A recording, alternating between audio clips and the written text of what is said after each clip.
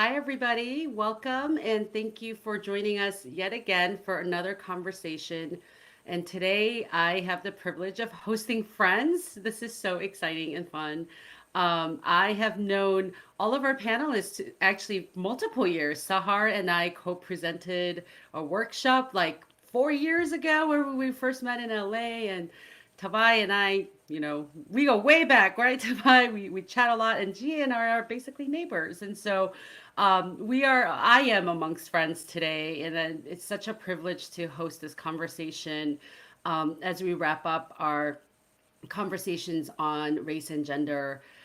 And today, y'all are in for a special treat because, the the three panelists here in their organization, along with NAPOF and another seven organizations, had come together to collaboratively work on a policy agenda that would reflect our communities and our priorities. And our vision really was to come up with a policy agenda that wasn't just data driven, that wasn't just about research, but that really reflected the everyday lives of the people that we all work with on a day to day basis. So we invited organizations that are represented in this panel, who I'm going to introduce right now.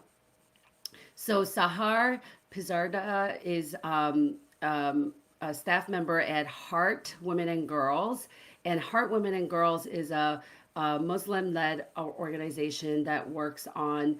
I mean, I don't even know. Like, I mean, y'all are such amazing, fierce group of women who are, working within the Muslim community to not empower. I mean, to work on justice issues all around, but with a reproductive justice framework um, for uh, for Muslim women and girls. And so we have partnered with Heart Women and Girls here and there, and just so appreciative of the voice and the nuance and the balance that you all hold in the way you lead with so much. Boldness and speaking truth to power in your own community and in the broader community, and doing it with so much love and grace. Like, it is amazing. And Tavae Samuelu is the executive director of EPIC, Empowering Pacific Islander Communities, based out of LA, but is a member organization and works nationally. And in fact, we met in DC, and has just been an amazing, again, like I just am going to say this over and over again, but the three of you are such amazing leaders in our community and have just been, even for me, just such a amazing leader in the way you lead with and teach with so much compassion and patience, just around how we need to do better by our PI brothers and sisters and siblings. And you do that with so much joy. And I am so appreciative of that. And Chihye Kim is the executive director of Conwen, which is an organization based in the Chicagoland area that works with survivors of domestic violence and gender based violence, but also works on prevention and advocacy, addressing issues that will create a world where we can live without the fear of violence and especially gender based violence. And so, I am so privileged to hear from all of you, and really privileged to have had your leadership and your wisdom and your partnership in this process. And so, we came together actually at, I think, around at the end of last year to say, with this new with the presidential elections happening, and we want to create a policy agenda that's going to reflect our community and to be able to say these are the issues we want to fight for. At NAPOF, we say that, often we are so busy running around being at different tables, and we want, our vision is to create a table, create a collaboration, create a policy agenda where we don't have to run to different tables to have different pieces of us seen. So, we don't have to, we show up in the immigrant rights agenda, we show up in the women's rights agenda, we show up in, these various single issue agenda, but our vision is to have those all integrated and intersecting in one agenda so that we can be seen as whole people. In fact, yesterday somebody asked me about that. I said, "So what is the main issue you work on?" And I said, "Well, that's the thing is we're trying to move away from that model of saying we have to prioritize one part of our identity and struggle more than another." And so I am so excited about what is being released today, and you all can find the entire report on our website or on our social media handles. But it really is been a labor of love from all the three folks here and so many others in bringing the voices and breathing life to something that often we, right within the DC Beltway, right? Like we're like, oh, this is for the White House, so let's, white, people who live in DC can figure out what to say on behalf of the community, and we decided that's not what we were going to do. We were going to bring voices from outside, and so thank you for your time and for your wisdom again, and I hope that this is not just it was a fun exercise and a pretty document that we get to put on our website, but that we really get to move with it in the way that we want to move, right? To say, actually, none of these are negotiables. They all have to happen together because we are not going to be free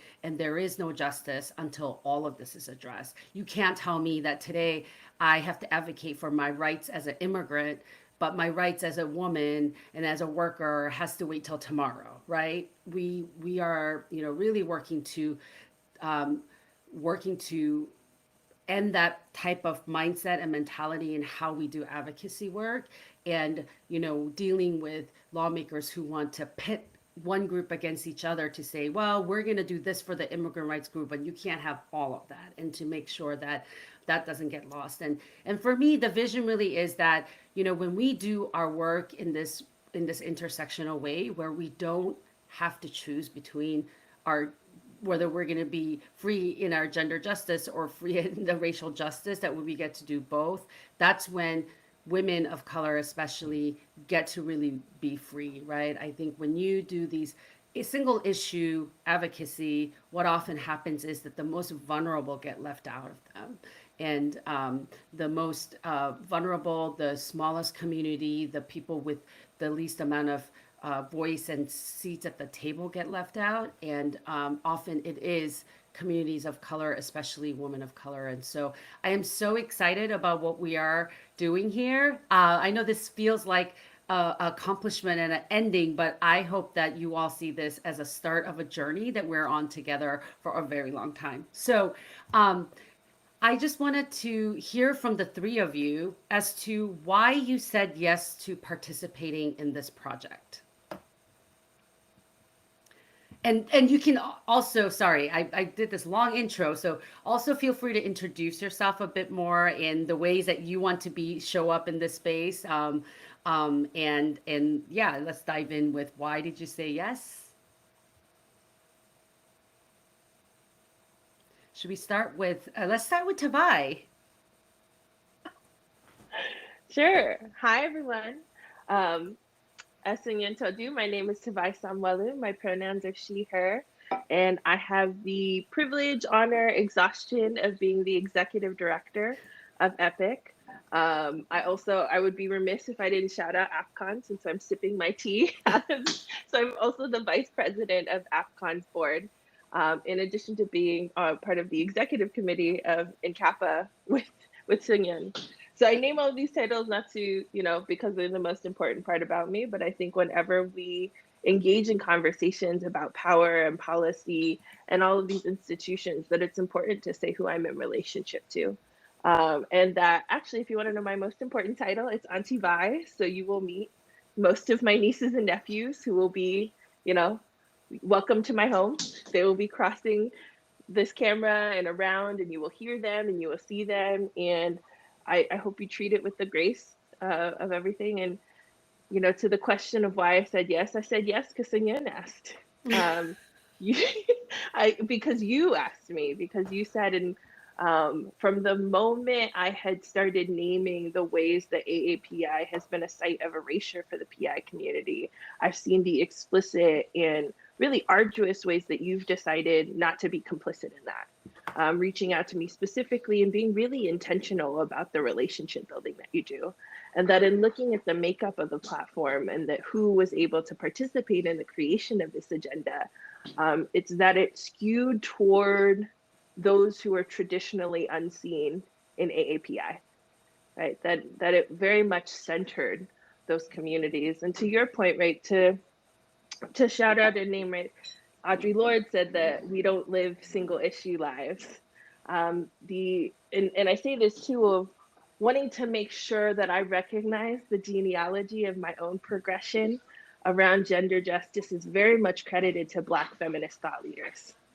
To Audre Lorde, the foremothers who created and really articulated reproductive justice, Angela Davis, Moya Bailey, who coined the term misogynoir, and especially to Kimberly Crenshaw, who came up with intersectionality, who really beautifully named all of the ways that race and gender and the multiple identities that we're often forced to fragment ourselves into can put us in different positionalities that actually set us up for different ways to be able to move through the world. The other reason of saying yes too, as well, is all of my participation in certain spaces is really about thinking like, how can I actually utilize this position to think about the realities and really tell the stories of our Pacific Islander community, to work more intentionally around gender justice, and to build those parallel structures. So I'll talk more, but I'm going to pause here. Thank you for asking the question. Sure. And how about Sahar? Yeah, thank you so much And, for Sahar, having. I'm sorry, I was just gonna jump in and say, and you can't say because Nadia said to.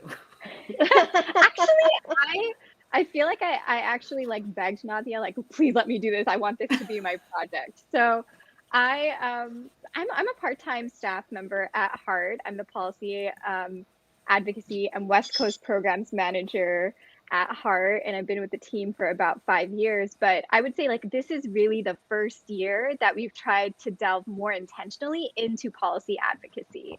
And it's been something that I've been, like I've had imposter syndrome around of like, can I really take up space in like, am I qualified enough? Right. Like we tell ourselves sometimes these things because of how we don't see ourselves represented in those spaces. Mm-hmm.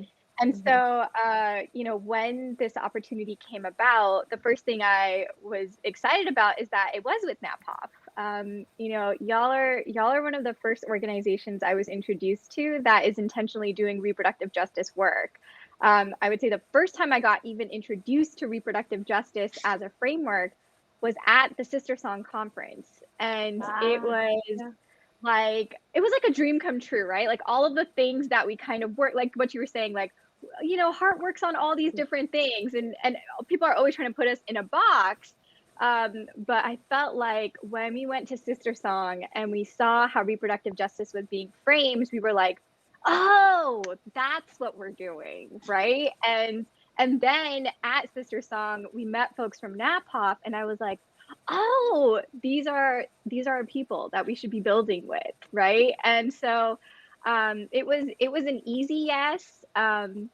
And it was something that I was like, I'm going to drop other projects to make space and time to participate intentionally in this because it is so important. And because of the organizations that are a part of this project, I knew it was going to be an investment in long-term relationships. So that's really what brought me into this space. What brought me into this space, and I'm like very, very excited to kind of see this again as that starting point for us to continue building and working with each other. Thank you. Gia. Yeah, thank you so much for inviting me to this space. I joined because Hangyan told me and asked me. Just joking. Well, that had a lot to do with it, but there is that trust of NAPOP partnership and the approach that NAPOP takes in really taking stories of women and AAPI women and marginalized gender and really listening to our needs rather than, in so many like different policy spaces. We can feel, especially survivor advocacy organizations, where we're really all really spending so much time advocating on behalf of individual survivors. Other policy organizations often are like calling us like a day before an event, saying, "Can you come and share a survivor story?" Without even like telling us what the agenda was or really getting us to buy into some policy agenda.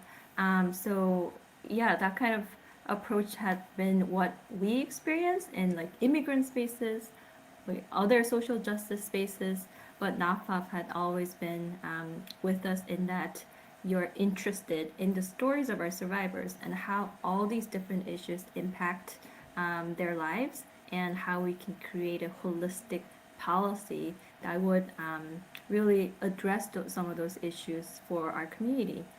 So that was a big reason. And also, from ever since the Trump administration, we've seen how policy can directly impact individual lives and in horrible, horrifying ways. And we were just putting out fires like left and right for the last 4 years. Of course, the years before there were problems, but then the last 4 years was like heightened. And the pandemic brought out all these different issues. It was just exploding everywhere. And tail end of last year, I was personally feeling extremely nervous.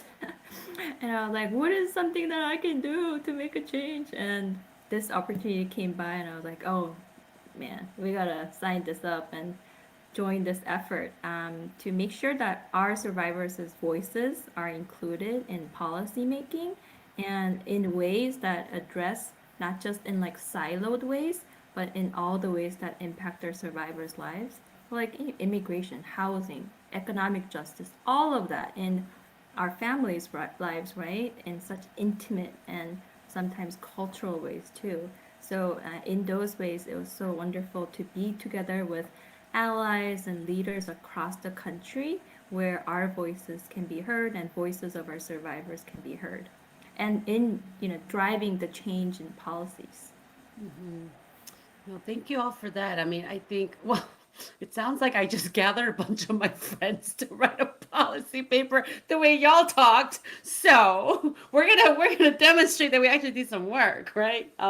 No, thank you all. I mean, it truly, I started tearing up, Tavai, when you were talking because I think that sometimes you put in the effort, but you're not sure like how it's received or if it's even having an impact. And so I think for me, it is really important that that at NAPOF our work is not just intersectional, just for AAPI women and girls in rhetoric, but that we really truly find a way to make visible the most invisible in our community, right? Even in the category of women and girls. And so thank you for that, sharing that. And Chia, to your point, I think like the topics that we cover, which I'm gonna go over because everyone's probably like, what are these people talking about? So we put together a policy agenda that kind of outlines what we believe are the systemic policy changes we need to see to truly live free and thriving lives, like live meaningful lives. And in fact, just decoding Sahar's words a little bit, talking about reproductive justice, it was a term coined by a group of Black women who essentially decided and said the reproductive rights framework as a liberation framework for women is not enough, right?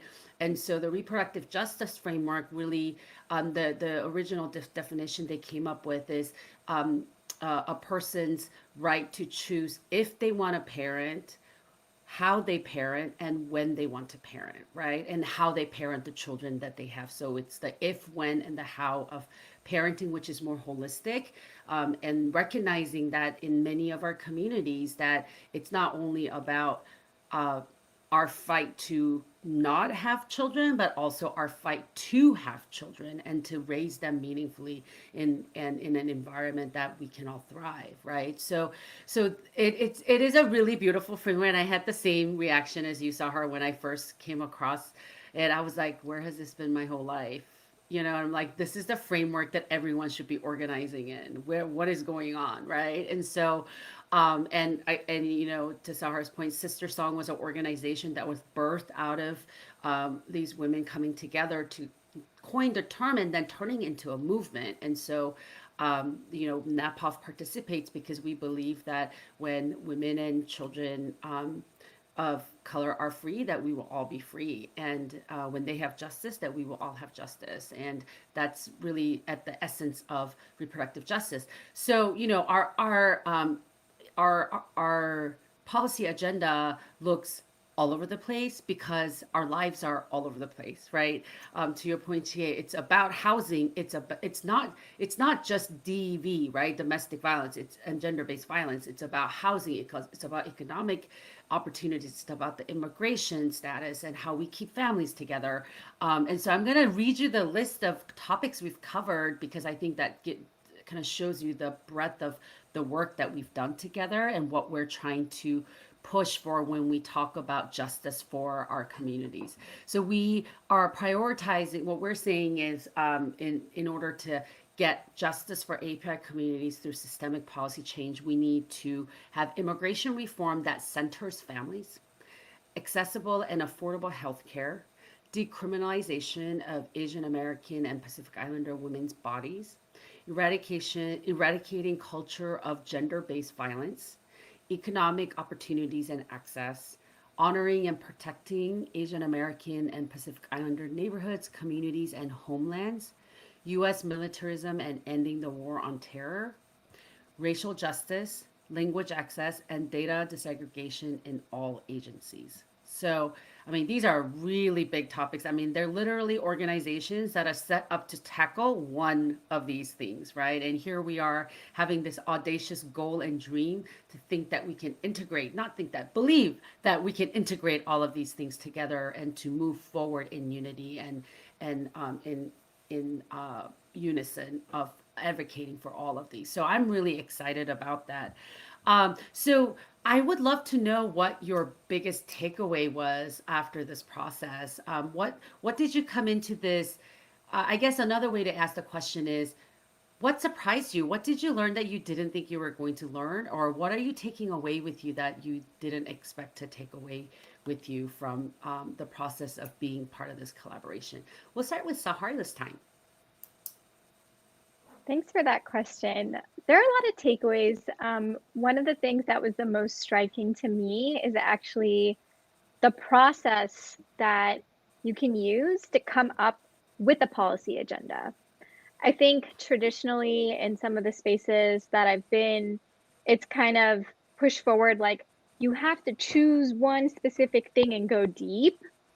And I felt through the story sharing from all the folks in the space, we went deep with all of these topics. It wasn't just kind of like a surface level, hey, we're going to make sure we hit this, this, and that. But, you know, folks were sharing impacts as it relates to their various communities, who they're accountable to, and kind of also dared to vision very boldly. Another thing that I feel like in traditional policy spaces, we would often get pushback around like, that's never going to happen, so don't even try it, right? Like, don't be bold with your vision. You kind of just have to like look at where the policies are at and like push it a little bit, right? Like push it in the direction you want it to go in, but don't have your vision to be something larger. And so I felt like one of my biggest takeaways was that we can actually dare to vision, and we can go deep, and we can actually, there aren't rules in the same way that people have been telling us that there are. And when you do that, and when you actually dare to do that, you can come up with something that is absolutely beautiful and also true to the folks you're accountable to. And I think that is something that I will continue to take into other policy spaces of like, you know, you're not accountable to the folks that are implementing policies necessarily, right? You're accountable to your communities. And so what you're pushing for, you also have to be able to tell folks in your communities, look, like we've put out the most aligned with what is important to our communities, based on our lived realities. So yeah, that is one of my biggest takeaways. And that you don't have to be dying while you do this, it can be a healing process. And I just want to like shout out NAPOF for all of the caretaking that was involved in this process, which is also, again, like healing to be a part of. Thank you. Tavai? Yeah, a key takeaway for me was actually mostly the gender justice piece. Like EPIC isn't an organization that's known for gender justice. In particular, like the invitation to join was an honor, and it was also sitting with like, oh, I'm very outspoken about the ways that being a woman, my investment in matriarchies, that I'm very much shaped by matriarchy, and especially to Sahar's point, where I was like, oh, what's considered feminized leadership is held differently. Like the attention to care, the wholeness of things, the checking in, that everything started with like, how are you doing? No, like really, how are you doing? The welcomeness of having, like, what does it mean to have parent-centered spaces? I learned so much from you, Sunyan, of like, oh, what does actually parenting look like policy wise? Like, how do you actually create spaces that welcome mothering, that welcome the role that women play as both culture keepers and household makers, all of these things while on top of all of this other work. I think the other piece is what I'm always talking about in many spaces is what are the parallel structures as we're talking about data disaggregation, but also the disaggregation of resources and spaces. What are the parallel structures that I'm prepared to set up for the Pacific Islander community? Because being invited to this space also put me of looking out like, okay, where does this exist in a Pacific Islander landscape? Who are the PIs that are doing this work? This work that is about gender justice. And so it's been really beautiful too that like now that I'm seeking it out, how many are really coming more to my attention, right? Like I don't know if this is also one of those things where like I said it out loud and now all the algorithms and whatever whatever thing is now catching up. But it's been beautiful, right? So there's like I'm probably not pronouncing this right, but the Famoloan rights, a Chamorro reproductive justice group started by young Chamorro women in Guahan. There's the Tauhiva project that's run by two Tongan women in Utah. Like that, there's all of this work that's happening that I hadn't previously really been tapped into, despite having a very clear politic around these things. And then even as this other takeaway too of what is the role of our community, right? If we think about the three streams of policy being problem, solution, and political will, that our communities are the best situated to name the problem, right? To name the problem for themselves and not to have policymakers or anyone else tell our communities that they are the problem, that we're assets and not deficits.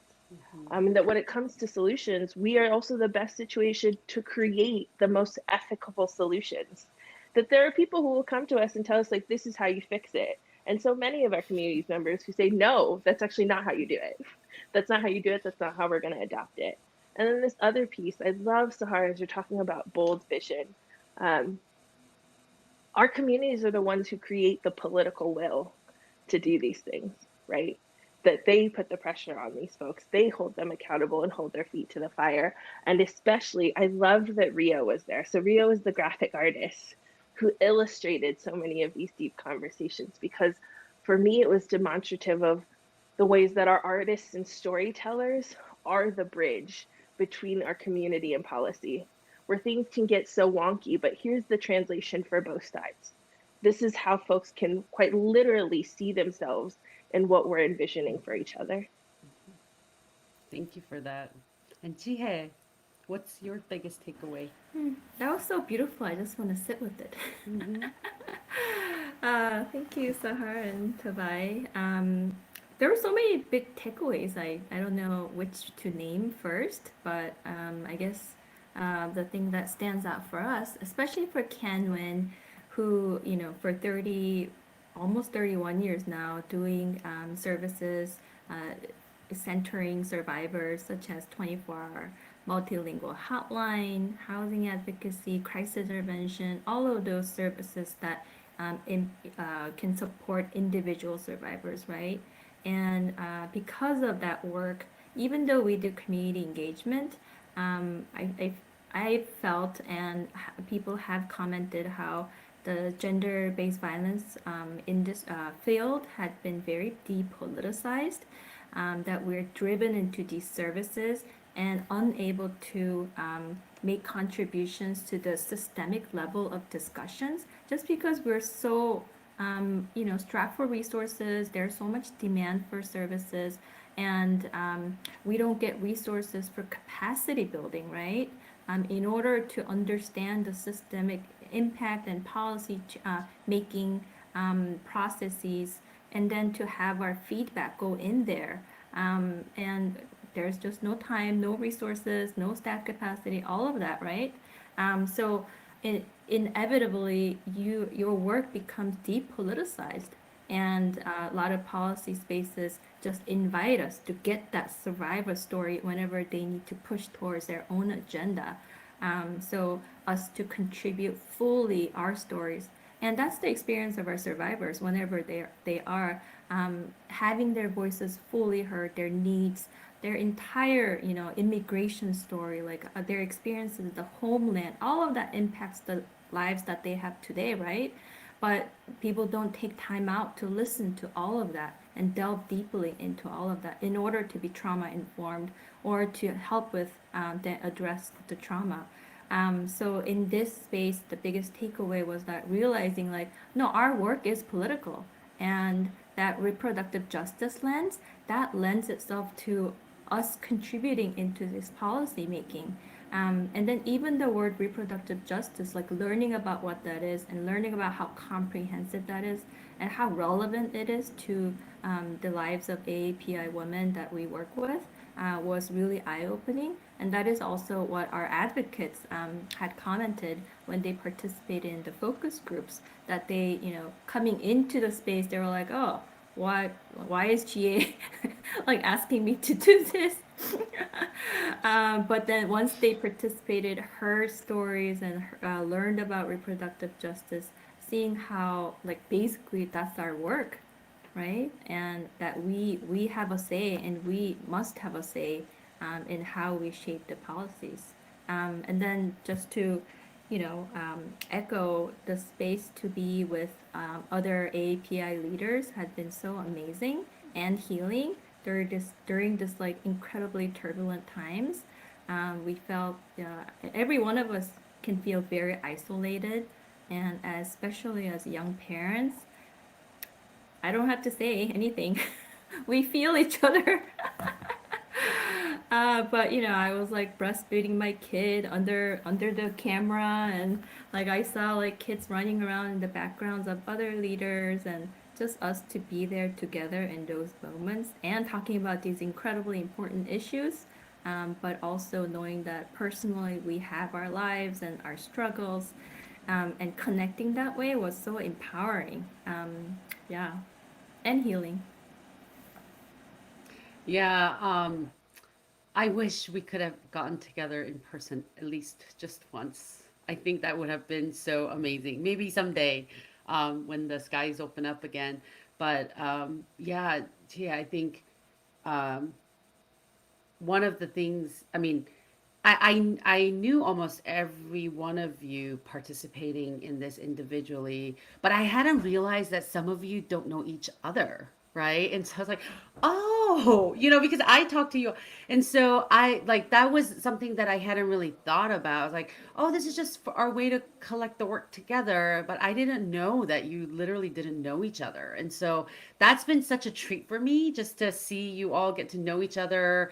And then actually with Sahar, you like sent out this shout out of a profile that Tawai that was done of Tawai, and I was like, oh yay! Like it's just I just love like having fierce like unapologetically like gender justice oriented API women like be there for each other, and I'm just so glad like that's my big takeaways. Like Gia said, like now we have each other, like we have, that. And yeah, I think we've tried to normalize as much as possible, just kid-friendly work environments in the pandemic, having children run around and hearing children, and that it breaks my heart when I hear moms who are like so stressed out because they were on a call with a client and their kid was hurt and she was so afraid she was going to lose her job. I mean, these are the realities of some working parents where they're afraid they're going to lose their job because their kid was hurt on the phone. Like,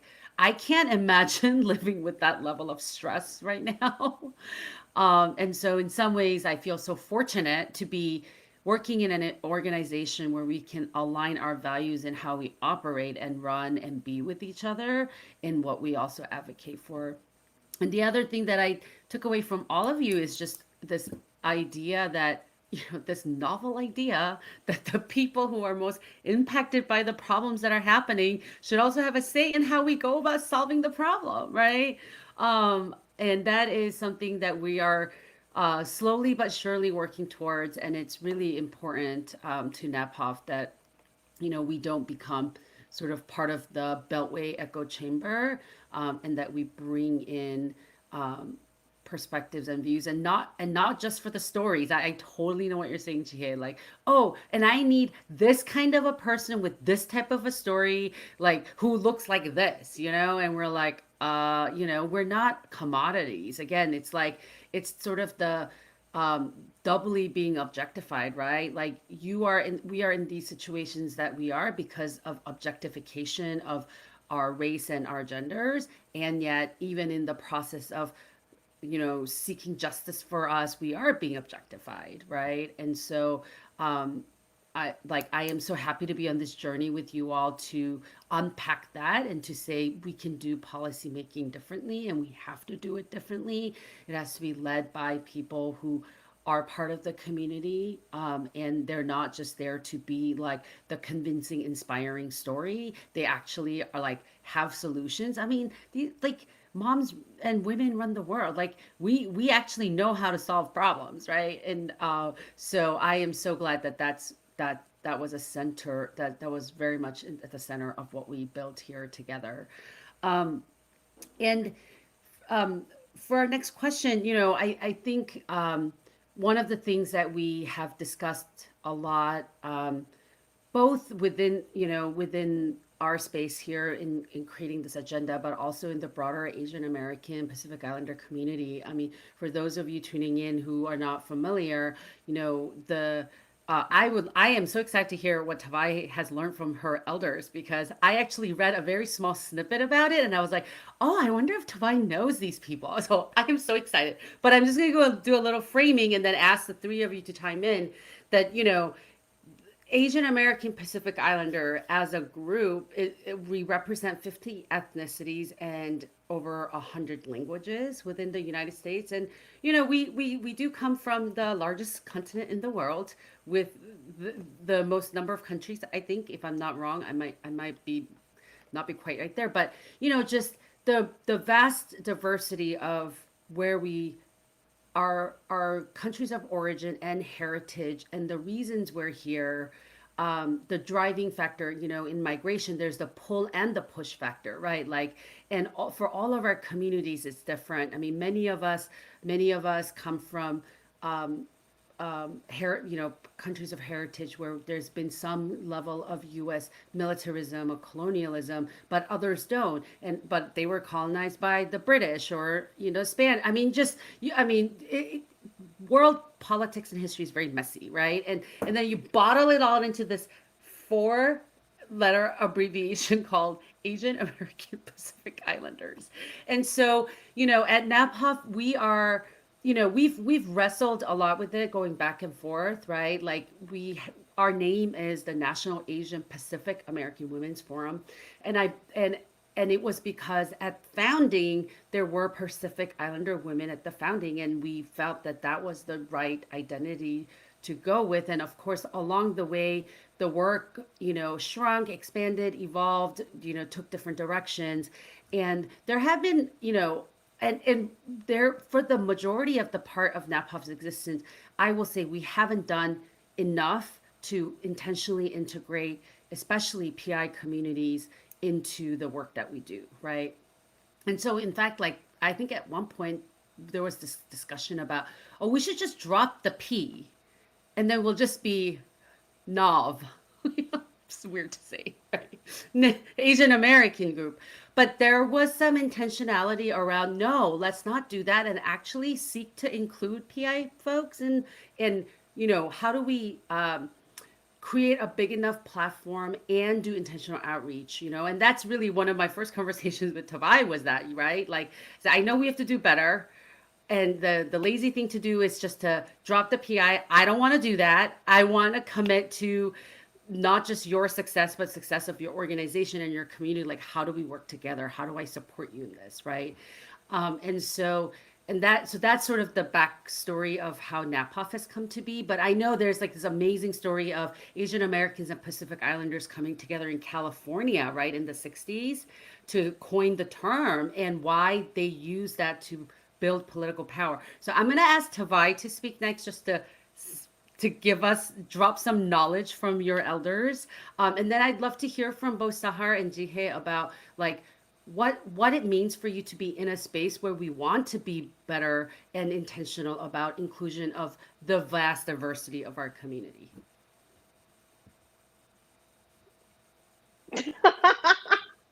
Okay, you put a lot on it, but I'm gonna try. I'm gonna make my attempt. Sorry.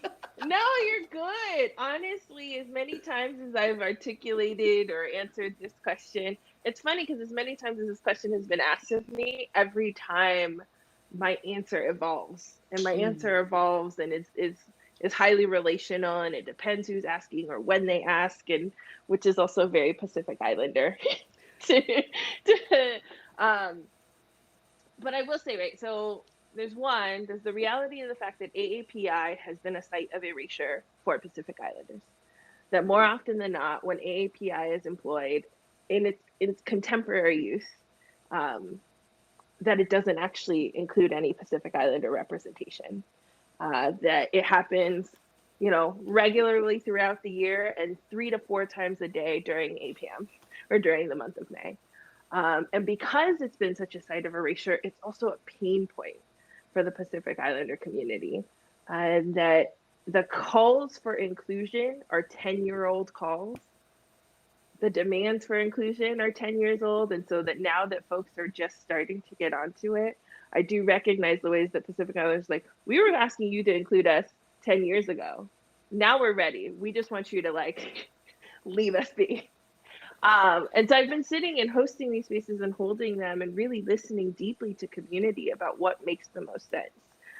The reality and what I'm at an impasse around is the fact that AAPI is still the mechanism through which power and resources are distributed. From KPAC to WIAPI to all of these things, right? It's still the place at which. And so my engagement, right, like why I AAPI, for this particular platform is because it is genuine and authentically describes the relationship we have with each other. It's also because, as Leela Watson states, like my liberation is tied up in yours. So when you call out API, I also hear a call for solidarity. And so I'm going to show up for that.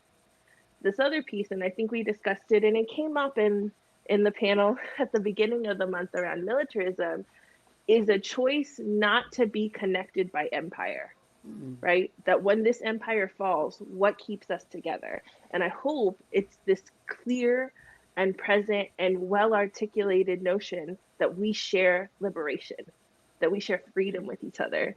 That what Dr. Robert Underwood reminded me of as he laughed and he poked fun at so many of these complexities and contradictions, he's like, I hope you're interested in each other as humans. I hope you get to laugh. And so to be connected in joy as well, right? To be connected so clearly in joy. And to be connected in joy because we refuse to put our suffering on display, to decide that people are going to extract our suffering for anything else. So I say all of this also to say that Dr. Robert Underwood had shared during this panel, playfully called 2P or not 2P, which is the perennial question, right, that folks are asking. To pee, like, do we pee now? Do we not pee now? And it's named after an article by Dr. Vicente M. Diaz, who talked about like what happens when our communities, when Pacific Islander communities are subsumed under what is already so ambitious. Like Asian American is already ambitious. AAPI feels like it just doesn't even set us up for success. Um, the other piece too is that he had talked about AAPI as an intentional and explicit coalitional term, right? That when it was coined, at the time it was coined, the Asian American population was just under 2 million, and the Pacific Islander population was well under 300,000, right? We weren't the size we are now. And so the demands are also for the terminology that we use with each other to be authentically and meaningfully inclusive, right? That it actually does represent, but also that it evolve with our communities. And so the thing that I call for, right, is not just to drop the P. I'm not telling people not to pee, because for some people that is their literal identity, right? They are literally API, and I don't want to do anything that's destructive to that. But it's to invest in the parallel structures that there is now a critical mass of Pacific Islanders who are ready to take on, right? To be thankful and grateful and gracious for the solidarity that has been shown historically, and to say like we're ready now. We can take that on. We can take that on in health. We can take that on in education, and so that folks are ready now. And I think that's the piece to hold tight to. That's the piece to sit with.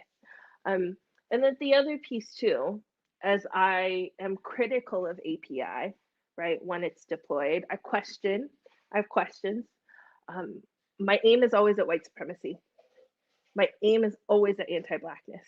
It's always at racism. So I don't want to be caught up in grappling or fighting for crumbs or power with another community of color while white supremacy goes unquestioned. I don't benefit at all from challenging anything other than white supremacy that has so clearly facilitated the premature death of our communities. I hope this was recorded because we need to transcribe that and publish it.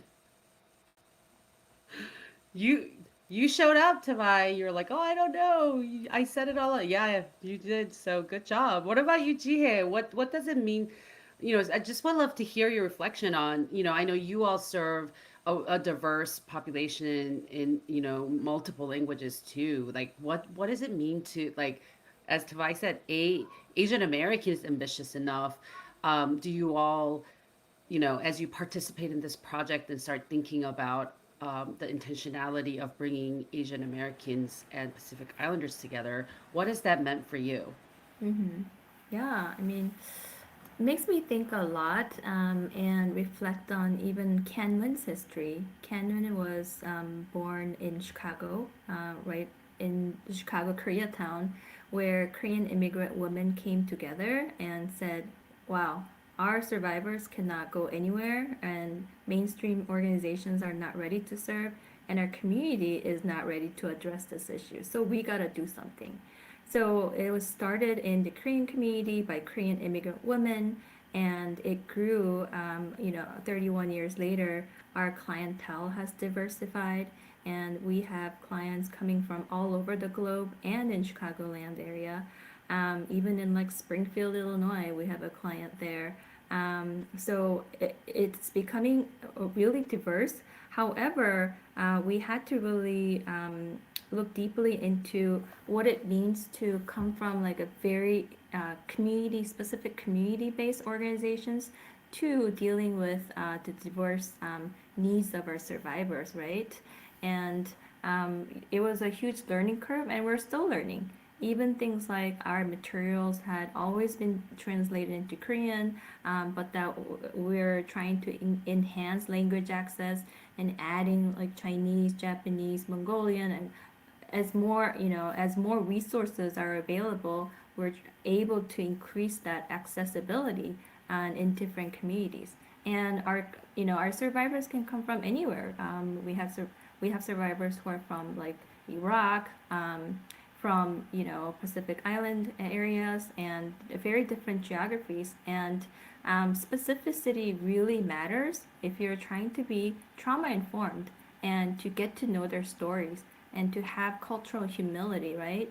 To really take in where they're coming from, where their backgrounds are, and all of that impacts how we serve the client. And in the mainstream gender-based field, people are always like, if an Asian person calls, contact Can Win. They'll be able to serve all over Illinois. So, you know, as much as we work towards cultural and linguistic competency, there's so much to learn, and there's so much to enhance our own services, that it's unrealistic to be like any AAPI person call Can Win. It's on all of us, like each of us, to be able to like show up for that person no matter where they come from, but really taking their hold their stories where they come from, right? In order to come up with solutions that would help address the problems or issues that they have. For that. And Sahar, your reflections? I'm enjoying hearing everyone speak. I'm like, yeah, that's so true. Can you just remind me what the starting question was? We're like so engrossed. No, just your reflections on like, what your thoughts are on as you come together with NAPOF in this intentional Asian American and Pacific Islander space. What has that meant for you, and how is that, you know, challenging or affirming the way Heart does work, and even like, I mean, y'all serve Muslim community, which also in itself is like very big and Huge. broad and not always Asian, and then there's all of that weird, like, are Iranians Asians? Like, I mean, all the let people questions. be, right? Exactly. So what are your thoughts? Oh, I mean, that is, I feel like as a Pakistani-American Muslim woman growing up in the United States, who also has spent time, I spent about 3 years in Singapore. Like, identity is always just like, what am I? In what context? In relation to whom, right? Which identities are the most relevant in this space for me to show up in this space, right? So it's, I think for Heart, being an organization that is serving Muslim Americans in the United States, we don't serve all Muslim Americans because it's impossible for us to reach every single different Muslim American community, because there are so many different communities. I'm in Los Angeles, Koreatown, like Tongva land. And in Los Angeles, the greater Los Angeles area alone, there's like 70 plus mosques. And each mosque is serving a different community that might have a different approach to their Islam, or a whole different like racial identities, ethnic identities, and then even just like religious identities, like the different sects within Islam, right? So when we say that we're serving Muslim Americans, it's broad, but it's also just like uh, we know that we're not reaching everyone, and we know that we have a lot of work to do. And if you look at even just like the leadership and our staff and our board, the staff is predominantly South Asian. And so I think naturally, because a lot of us identify as South Asian, and even that uh like Nadia and I are both Pakistani American, like we reach the communities we're a part of. And so when we were invited into this space, like I was coming specifically with kind of like my South Asian,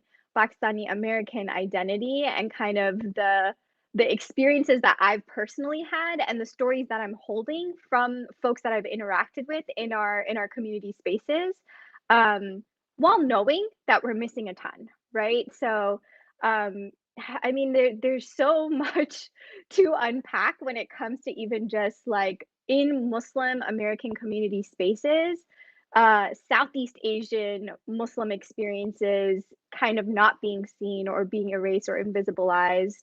And then the question of like what is counted within Asian or not. So you have like folks who are from Afghanistan or Iran, and I don't know if like some folks do consider, and like even within folks who are from Afghanistan or Iran, they might consider themselves or might not. So it's kind of just like I approach this like however you identify. If you want to be included in the space, let's bring you in, and if you don't, no worries. Like wherever folks fall.